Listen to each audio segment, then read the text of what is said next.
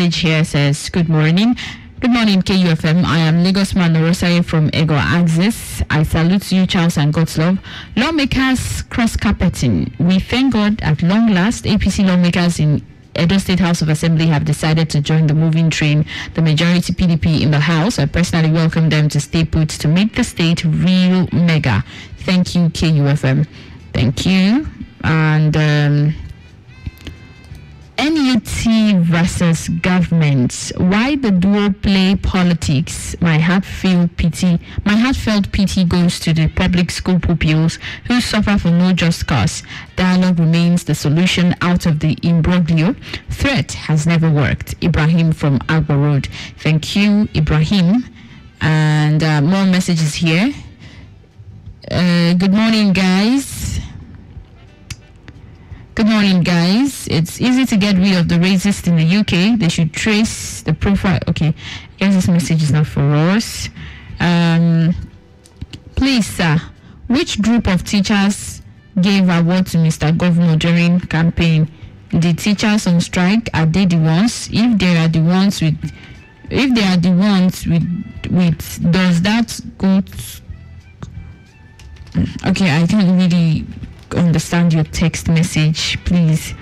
All right, those are the messages we have this morning on the program, and let's get talking already. Like I said, today is second day in the month of February 2021, and on today's edition of Dialogue, we will be talking about a particular topic that has raised eyebrows in the country. That's the tenure of the IGP of police, which has officially elapsed, and some people are coming from a different perspective that the president could extend his tenure despite the Police Act 2020, which he signed. So we are asking questions today. What are the legal implications of this move? Of course, when we talk about legality of some certain cases, we'll be speaking to a lawyer whose name is Barrister Dennis Otsariti. And then on the second part of the show, which is politics, remember on Tuesday we always visit the political sector of the country to bring to you news and keep you updated with the political system. The APC, they've embarked on a membership revalidation exercise, and we'll be getting some insight into this morning. And our guest on this is architect Okelo Madukife. He will be speaking to us concerning that particular conversation. We'll be back to get talking and also bringing our guest on the conversation this morning just after this short break. Stay with us. Join the conversation on KUFM's Dialogue as we introduce written voices. You can now keep the conversation going beyond 10 a.m. Send us your views on topical or burning issues of the moment, news, current affairs, or social-political issues that you may wish to share your thoughts on. It must be civil, factual, straight to the point, and in not more than 150 words, and we will give it a voice. Send your views to kufmdialogue@gmail.com or via our WhatsApp platform on 0807 552 7556. Keep the conversation going. Dialogue. Your voice counts.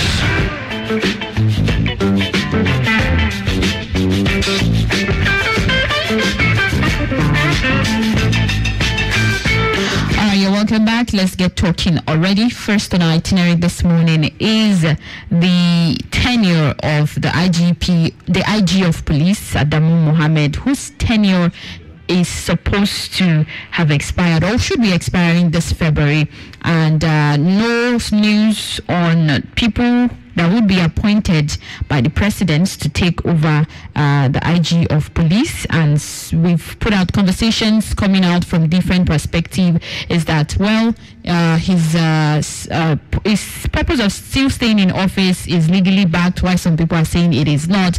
Well, the president was supposed to speak about it yesterday, but of course, you know, the president is in Daura, Katsina State for his validation exercise of his party, APC, and he will be coming back to Abuja on Tuesday, which Garuba spoke about on Channels Television yesterday. And he said when the president comes back, we will definitely know what is the next step. We have our first guest on the program this morning who will be talking to us from a legal perspective of this case. His name is Dennis Otsariti.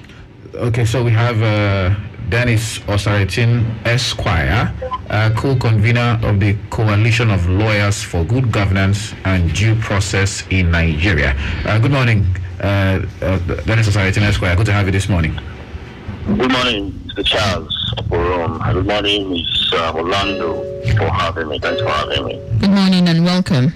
So, thank you so much. The tenure of IGP Mohammed Adamu, officially was supposed, his career as a policeman, that is, was supposed to have elapsed yesterday. He joined the police force, according to the records, 1st of February 1986, and we know that 35 years of service would have elapsed yesterday at 12 midnight and all that. So there are arguments raging over if he is supposed to remain in office or not. As a lawyer, give us your legal opinion or perspective on this particular conversation. Well, first off, I'm also an onlooker as far as this issue is concerned, because we really don't know to what extent is the assertion that the tenure of the IGP ought to have, his term or his years of service ought to have, culminated at 12 midnight as a matter of yesterday or today. That being said, I would quickly say that based on what we have, public records, to the extent that if indeed he has put in 35 years of service, he should do the honorable thing, which is to bow out honorably, having had, a meritorious years of service, as a public servant, having now reached the peak of his career. He should ordinarily bow out, and allow room for other younger officers to aspire, to get to the zenith of their career as far as policing is concerned. But as far as the issue of the office, that is the office of the Inspector General of Police is concerned, it's a different ballgame entirely, in my humble opinion. And I say this advisedly because when you look at the clear provisions of the Constitution, in this context, if I'm not mistaken, Section 215 of the Constitution, and of course the very recent provisions of the Police Act as amended, you will now see that there seems to be some form of lacuna, as far as the legal regime on the tenure of the IGP is concerned. There were some obvious lacunas in the constitutional provisions, and that probably led to the amendment that was brought in by the vehicle of the Police Act. And that lacuna would be, for example, the issue of tenure, the sanctity of tenure of the office of the IGP. By the tenure of the Police Act, the IGP is supposed to serve for a term of 4 years, as the case may be. Maximum, yeah. Maximum of 4 years. But that particular ceiling was not there in the previous constitutional arrangement. So the question now is, if an IG was supposed to serve for a term of 4 years, can that term of 4 years be brought to an abrupt end simply because he has served 35 years in service? So that is an issue that is raging, for me, and it is not a simple. It is very work in the past. It's not as simple as it seems. This singular lacuna may still need some form of judicial, interpretation to determine whether or not a police officer who has served 35 years can be appointed or can remain in office as an IGP, bearing in mind that he has a term of 4 years to serve as an IGP. That for me is the issue. But whether or not he should remain in office as of today, that becomes a moral question. So in my humble view, as long as he has a term of 4 years, he should be allowed to serve a term of 4 years, because that's what is now provided for under the Police Act. Because the Constitution is silent as to the term of office of the IGP. But that lacuna has now been provided for by the Police Act. And that means that the IGP has a single term of 4 years to serve. And until that 4 years elapsed by exclusion of law, we really cannot do anything as to terminate, his remaining in office as far as the law is concerned, after today. Okay. Yes. All right, Barrister Dennis, please could you run us through the legal process or what the Constitution says about appointing a new IGP? We understand that there are some people who make up a committee to appoint a particular police IGP, but from my research, from what I've read, it's been said that the president is looking like the president has the sole responsibility of appointing IGP. So please, could you run us through what the Constitution says about appointing a new IGP? Yes, as far as the power of appointment is concerned, the president happens to be the all in all, the superior appointing authority as far as the IGP is concerned. Before now, this power was at large in the sense that the president has the prerogative of appointing any officer. Any, when I mean any, I use the word advisory. Any officer, which means if you want to stretch that interpretation, it means that the president can wake up tomorrow and appoint a constable to become the IGP of police, and everyone will not fall. That is under the constitutional arrangement. I'm sorry to cut you. I'm sorry to cut you Yes. in now. Yeah, you Yes. said the president has the sole power to That's appoint. under the constitutional arrangement. I'm sorry. Okay. So I said under constitutional arrangement. Okay. But that seems to have been whittled down, by the introduction of the Police Act, by the amendment of the Police Act, Yeah. which now, share that responsibility with the Police Council and some other political stakeholders, even up to the Senate. That's what means that, and again, that is a restriction as to the kind of policeman that should be appointed, which means before you can be appointed an it must be from the rank of a DIG, and AIG. AIG, sorry, AIG, before it can be made the general of police. That innovation has been introduced by the Police Act, so that's the president in unilaterally determining who becomes the IG, and again, there's also the instruction of the Police Council. So ordinarily, there should be in existence a Police Council. The Police Council is supposed to be the one to probably do this training and then recommend to the president before the final appointment is made. But in Nigeria, like every other sector, it appears to be, against much that even in Nigeria right now, it appears the Police Council is non-existent.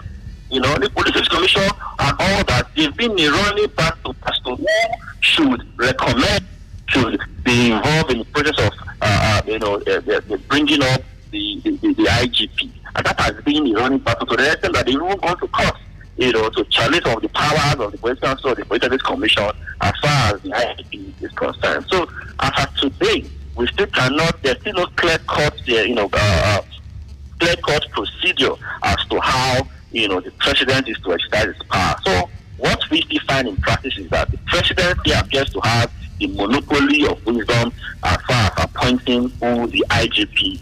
And bringing up a new IGP may not be different from what we have always seen in the past. Unless maybe the president decides to not follow the law, stricto sensu, and then allow the Police Council to do its work as provided for under the legal regime as far as the appointment is concerned. That is, to an extent, what we have on ground as of today.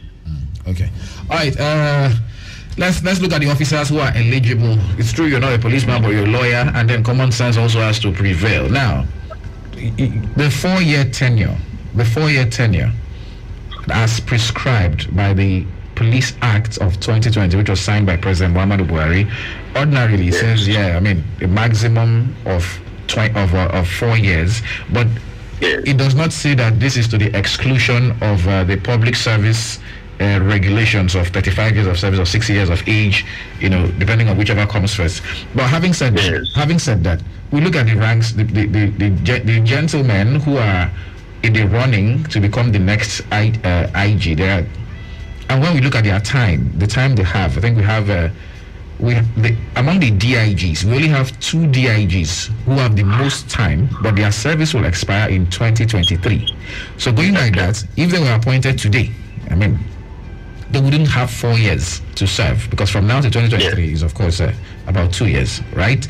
And then we have among the AIGs, we have two AIGs who have 4 years to spend. I mean, that's AIG Galandachi and the AIG Inua, and one AIG who has 9 years, AIG Jitobo, and all that. I mean, if you were in a position to make this appointment, would you take cognizance of all of this and say, okay, fine, the man who has the longest time to spend should be appointed?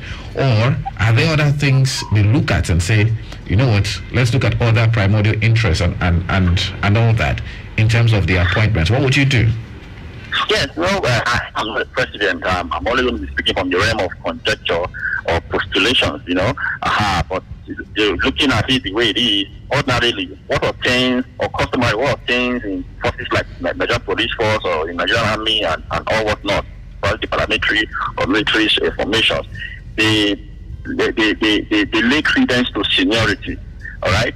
It therefore means that once you probably enter and listen to this system, first in time, you are likely to be considered, for such a very noble position as that of the IGP. But we have seen that in this country, the President Muhammadu Buhari, the CFRO, has formed the habit of probably preaching protocol.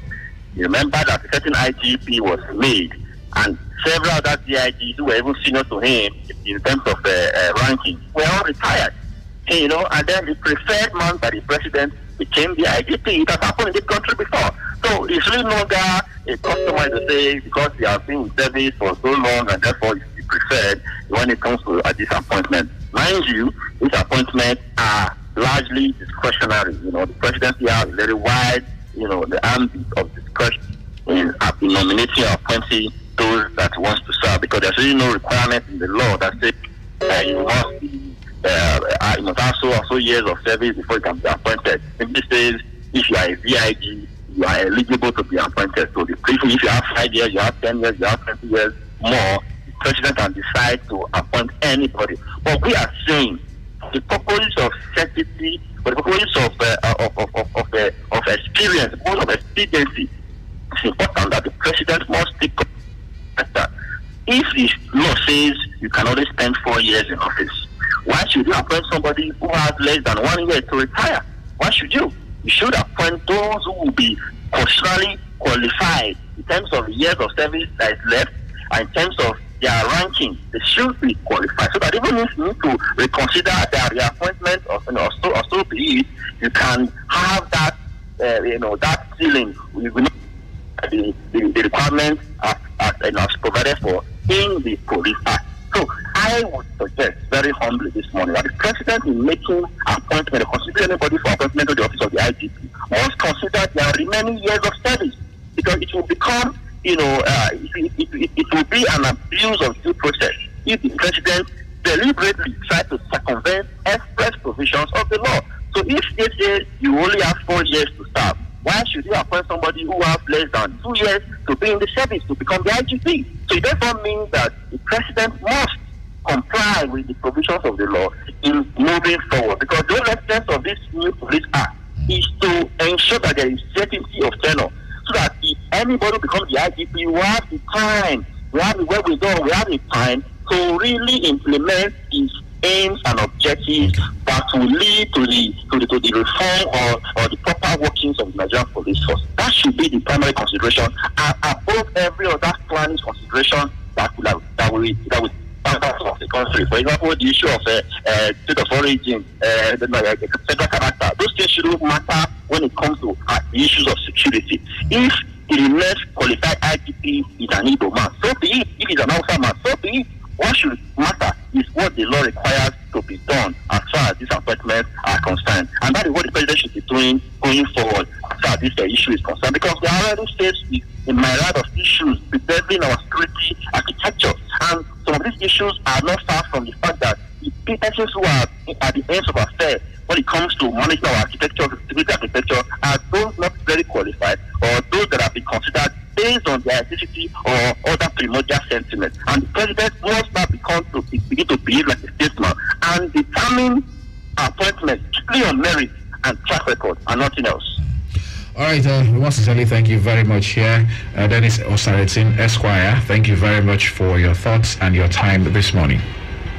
Thank you so much for having me. But before I go, I would like to quick call on the national police to, as a matter of urgency, wade into the crisis that is rocking a community called Ugo in the Odemonu government. I heard that there's allegedly a crisis between the herdsmen and some farmers in Ugo.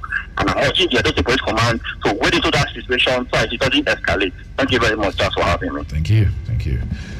Okay, thank you very much. So, switching gears right now over to some political issues. And now, the All Progressives Congress is in the limelight. Why? The APC revalidation exercise is ongoing across the country, definitely. And no less a person than the president himself, President Muhammadu Buhari, has gone to his own hometown, Daura, in Katsina State, to take part in the exercise. Well, no problem there, right? All may appear to be well and good on the surface, but we understand that there are murmurings, rumblings of discontent and fears of a possible hijack.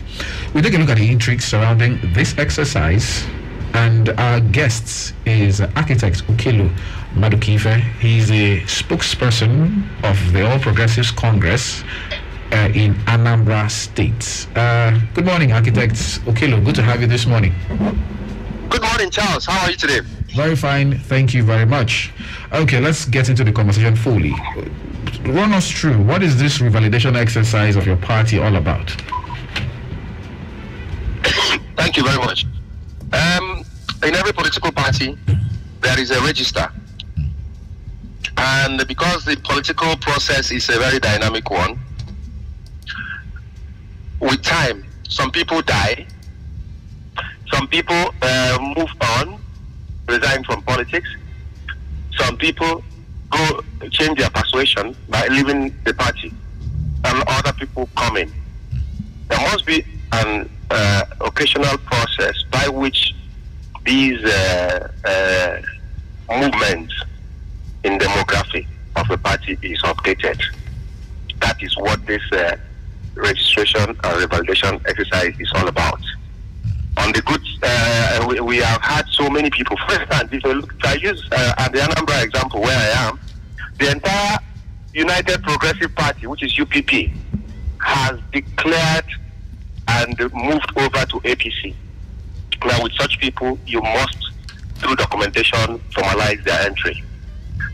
One part of PDP, led by Cordeline Okelekwe, has also declared for APC and moved in. We've received them formally. But you, through documentation and through their various words, they must have cards.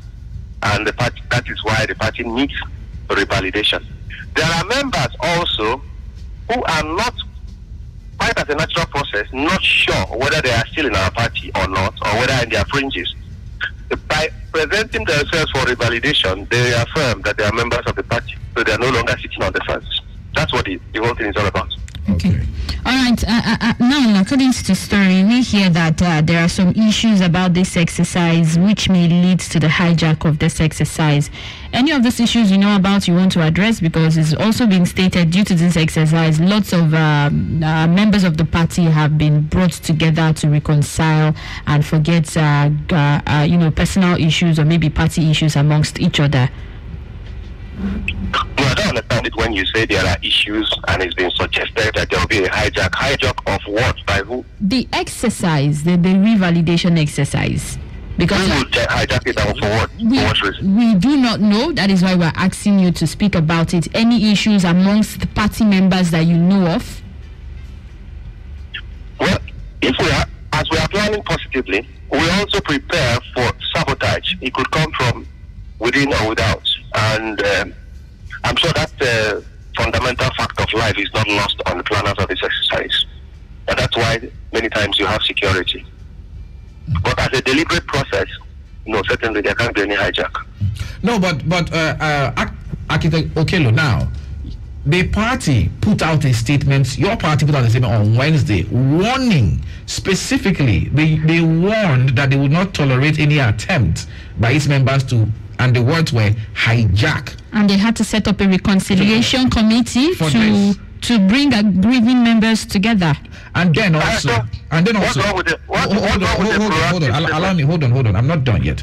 We also have, reports from Lagos State, the home of the national leader of the APC, that some aggrieved members of the party are or could potentially be looking to hijack this exercise, to draw the carpet from under the feet of the national leader and take the structure of the party away from him. So these are questions, people who Thank you very much.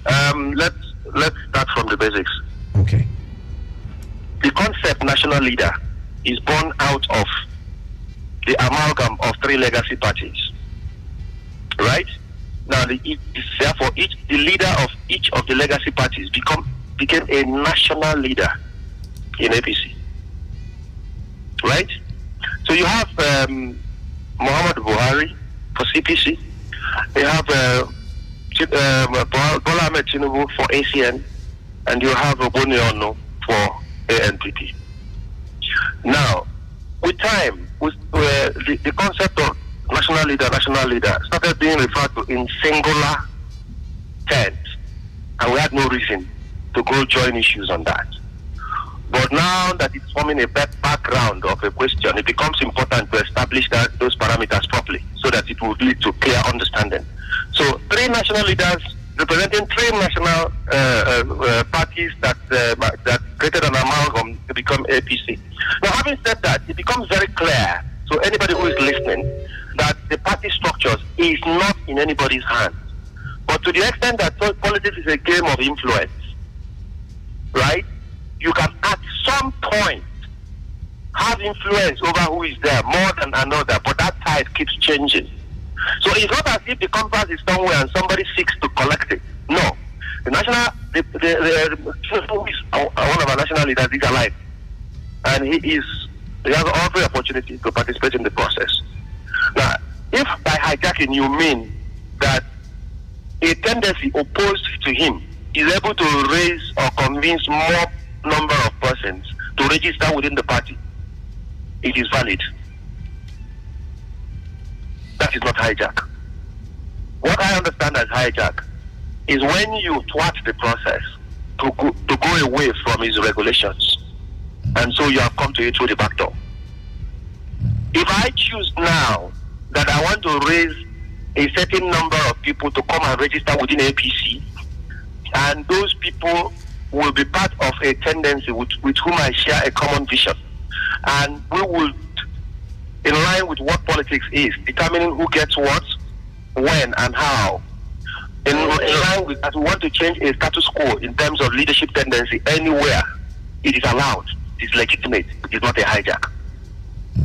But if in the process I seize the material meant for registration and deny certain areas forcefully of doing that, then we can begin to talk about hijack. So when we see cases of hijack, we'll deal with it fortuitously. If there is nothing like hijack, but people genuinely want to alter a tendency, please, it is encouraged. And our party will be the last to oppose it. Okay, thank you for clearing that up. Now, still on the APC, yesterday we saw the acting chairman of your extraordinary caretaker convention planning committee, that is Mai Mala Buni, the governor of Yobe State. We saw him reconcile Senator Marafa and, of course, former governor of Zamfara State, Abdulaziz Iyari. I mean, we saw all of them on the podium speaking and saying, they are now okay and they are together and all that. What does this bode for your party? I mean, generally, these people were at loggerheads and it made your party lose Zamfara State to the People's Democratic Party. Going forward, with this reconciliation, what do you expect? Yeah. And part of their mandate is to reconcile party, create a cohesion, avoid all the circumstances that led to a maze of suits and counter suits, reconcile the human elements and move us in the direction of a new leadership through a national convention. So those are part of the high peaks of their successes so far. It means something good for us. It's something we should celebrate. And this is the right time to also stop, to let people know that it's not enough. As it is, we have been true to ourselves in accepting there are issues here and there that we want to take care of. But we do not want other people manufacturing others through their minds, feeling that this person is at days with that and this person is bringing in extra propaganda with the internal relationships within our party as target. That's not what we want. What we do acknowledge is that there are grievances here and there arising from past activities, and what they are doing is perfectly in order. In your state, Anambra State, Anambra is going to witness an election this year, later in 2021. How is your party gearing up for that particular exercise coming up? We are very much prepared for that November 6th, the Liberation Day for Anambra, in an election that APC will win. It adds to the momentum of the number of states in the southeast, which prepares us squarely for a ticket that will lead to a Nigerian president of southeast extraction. Basically, that's it. I mean, you're sounding very confident. You're sounding very bullish right now. But we know that you last time in 2017, you did not win the election. You did not win any seats in the House of Assembly or House of Reps or even Senate. Why is this year going to be different for you? There was no election in 2017 in the House of Reps. So you are referring ultimately to another different election, and it has its own explanation. But let me limit myself to the governorship election of 2017. Yes, we were not declared winner. We were declared second. If somebody entered an exercise with his projections and came in close second, the records stand in his support that he can actually search and get the first. And so we have no doubt about it because we have done our research and we have done our homework. All right, most sincerely, thank you very much. Architect Okielu Madikife, spokesperson, APC Anambra, say thank you very much for talking to us. Right. The pleasure is mine. Thank you. Thanks a lot. Yep. Okay. Wow, politicians always sounding very, very confident. I know that, yes, indeed, they are going to witness the first election, witness an election in 2021. That is Anambra State. But at the moment, he's actually on the move to continue the revalidation exercise as he coordinates part of it in the southeastern part of the country. So yeah, we've pretty much run through our itinerary for this morning. I do know our audience have a lot to express themselves as regards the first conversation and of course the second conversation. So it's time to get them in on the conversation. 0706-263-9275, 0903-939-4427 and 0812-178-9154. Those are the numbers that you can call or send a text to 0807-400-9076. Good morning. Good morning. Good morning to you. What's your name and where you come from? I'm calling from Enya area. Welcome. Go ahead. My suggestion, my dear, let us go back to our value system. Those days, appointments, whatever admission into schools, we are done on merit. We saw when Tabara said then was the IGP of the police. He really was bringing some reformatory characters. Then the police, decently they were all. So what we see now, look at what is happening now.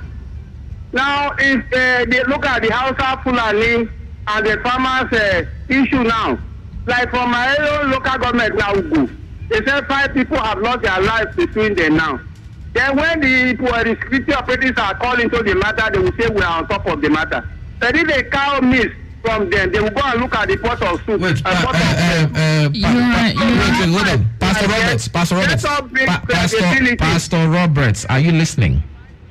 He's not listening. Well, this is supposed to be a dialogue, a conversation. It's not a monologue. Good morning. Hello. Turn down the volume on your radio, please. Yeah, I've done that. Okay. Good morning. Morning to you. What's your name? Where you calling from? This is Barrister Edgar from Benin. You're welcome, Barrister. Please go ahead. Yeah, thank you very much. I want to comment on your first discourse, which has to do with the IGP. And let me also commend the lawyer who spoke on that issue. I think he did very well. However, I have some reservation in respect of IGP being in office for 4 years, as provided for in the Constitution, and where you are going to be there for less than 4 years. I don't think there's anywhere in the Constitution which says that if you are appointed as IGP, because the Constitution says you are going to spend 4 years, and your time to retire is already up, that that you should be made to continue because the Constitution says you should be in office for 4 years. That's not there. Because the Constitution says you should spend 4 years presupposing that you that is being appointed is still qualified to be in office. You haven't reached your age of retirement or years of retirement. All these things have been assumed that your age of retirement is still intact or your years of retirement is still intact. But if within the period of these 4 years, either you have gotten to your age of retirement or you have gotten to years of your retirement, of course you have to vacate the office, whether you are up to 4 years or not. So for him to now suggest that because the Constitution says you should spend 4 years in office, whether the person has gotten to age of retirement or years of retirement, you should continue in office to the detriment of any other person that is supposed to be appointed who is under him in that place. I don't think it's proper. Then the issue of who to appoint, which was also discussed. I think appointing on the basis of seniority has been what they have been looking at. But again, because the office of the IG is not just an ordinary office, it's more or less a political office, that it is not just by way of promotion. It's by appointment, as it were. It's not just by promotion. That office, they should look at people who are very, very competent, because you are going to pretend over and above the entire police force in the country, not just a particular unit or department. So, just seniority is not enough. Competence must be taken into consideration. Ability must be taken into consideration.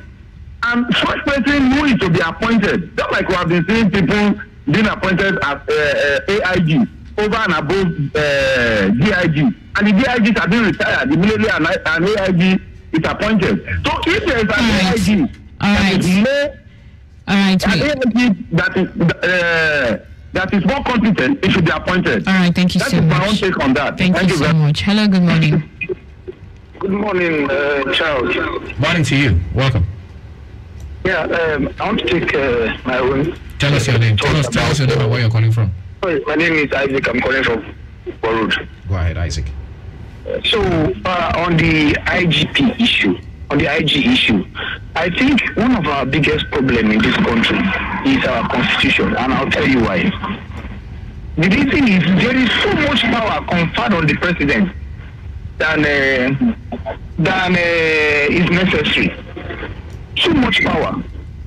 If the constitution, like the lawyer said, that the IG has 4 years in office, even after he has passed his year of service, why would he still be in office?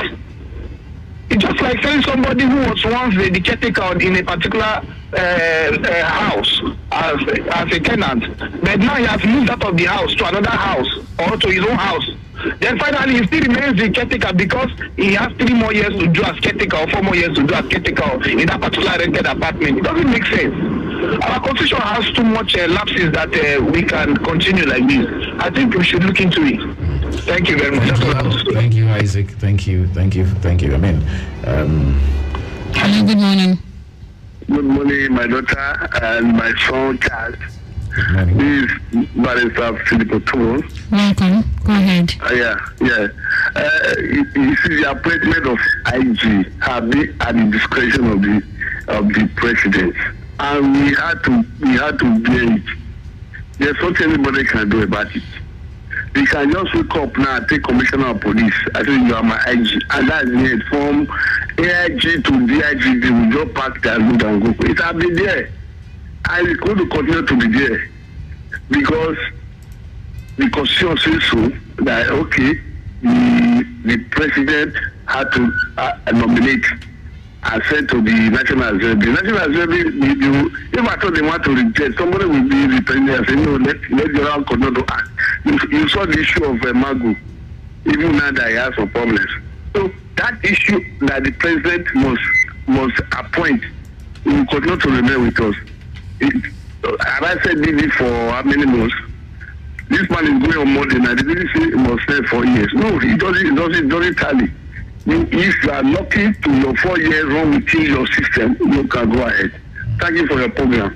Thank you so much for your contribution. I point out that Dennis Osaratina Esquire pointed out, the Police Act of 2020 is clear. It says the president will appoint, based on recommendations from the Police Council, an officer to be IG not lower than the rank of AIG. So they can't bring a commissioner of police or a DCP to come and head every other person. So it must be AIG and above. So AIG or DIG.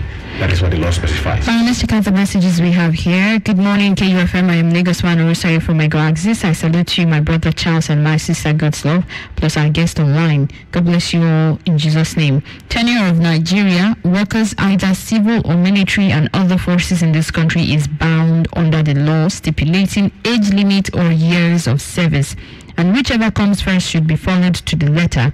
And in the case of our IG Adamu, his appointment for 4 years as IG fell short of existing law for retirement. Our president should look inward or pick the next officer in rank to take over the office of IG, because no one is indispensable. Thank you, KUFM. All right, more messages here. The case of IGP is very simple. If we are a sincere nation that value and respect the rule of law, if the tenure of IG Adamu has expired yesterday and he had served 35 years in service, he has to go, because the new law that has been amended of the Police Act must be allowed to prevail and bring in a new IG that have 6 years ahead of him from Mr. Nigeria. Thank you, Mr. Nigeria. And okay. These are some of your messages. So let's get back to the phone lines. Hello, good morning. The numbers to call 0706-263-9275, 0903-939-4427, and 0812-178-9154. Good morning. Hello. Good morning. Patrick on the line. Welcome. Go ahead. Yes. My suggestion will be better for Nigeria to go just to have the judiciary. We hire among them. We take over. That would be the best way. As you have the judiciary, the highest judge will take over as chief justice. So the judge will also be the police. That's the way forward. The better for us. Thank you. All right. Thank you so much for your contribution. Hello. Good morning. Good morning, Nigerians. Morning to you. My name is Open Secret, radio professor and ASA ambassador. Right. Yes. On the issue of the IG, I think tribalism has just so much blow on our policy. Because I don't understand. For example, the issue of this is not the first IG that to be retired. And for example, our IG from Edo State here, Solomon Arase, I'm not sure he spent up to 2 years as IG of police. So why, when his own time why is it not pretending that he has not spent up to 4 years and other similar IGs have come? So I don't know when it now comes to these many people that have this outside planning relationship, that they will move away, or maybe the next person that's supposed to succeed in now is not from that their carcass. So they are finding a way of diminishing that person and making sure that it doesn't get to that person. So politics and tribalism is a terrible issue in this country. So we should allow things to flow. We have to allow it to flow. We cannot cheat nature. Because if we cheat nature, nature will reciprocate. That is why we are having difficulty in fighting insecurity. Because the people in power are not sincere in security situations. We must let you go right now. All right, I think we're out of time already. This is where we end this morning's edition of the program. Join us tomorrow for another edition of the program. Okay, till then we'll keep on watching and bringing to you the updates. Meanwhile, quick news flash. Made aware that the federal government has extended the NIN same linkage by another 8 weeks. So it's not going to expire on the 9th of February as previously envisaged. It's now going to expire 8 weeks from now. My name is Charles Oporum. I am Goslow Volando. Good morning.